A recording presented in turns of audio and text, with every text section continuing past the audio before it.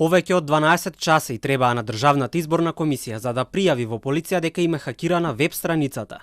Ги пребројуваа гласовите од изборите, ги внесуваа во систем, но јавноста во тоа немаше увид. Председателот на ДИК соопшти дека хакерски напад врз апликацијата, каде што требаше да се следат резултатите од изборите, е причина за ваквиот пропуст.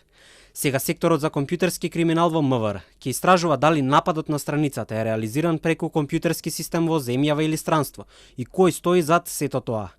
Тендерот за набавка на нови и надградба на постојните софтверски решенија во ДИК го добила фирмата Дуна. Жалба поднела фирмата iVote, која од 2006 година досега ја имала таа задача. Истата била усвоена, а тендерот пуштен повторно, овој пат со изменети критериуми. И повтор пат победила фирмата Дуна и повторно следела жалба од iVote, која овој пат е одбиена.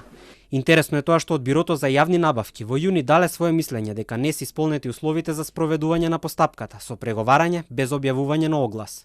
Во делот жалбите на iVote пишува: Избраниот понудувач немал ниту една референција од успешна имплементација на софтверски проекти преку мобилен уред и приказ на внесените податоци преку динамична јавна веб страница со најмалку 50.000 прегледи на страни во период од 1 час. Телма побара објаснување од Дуна зошто сајтот на ДИК имаше технички проблеми на изборниот ден. Ние изработивме апликација која се хостираше на сајтот на ДИК, кој е менаџиран од IT службата на ДИК. За техничкиот проблем најдобро знае IT службата на ДИК. Набавениот софтвер имал грешка, не му бил направен стрес тест за да се провери колку посети може да издржи. Со грешката на софтверот бил прикриен хакерскиот напад кој одел преку трасата од Виена.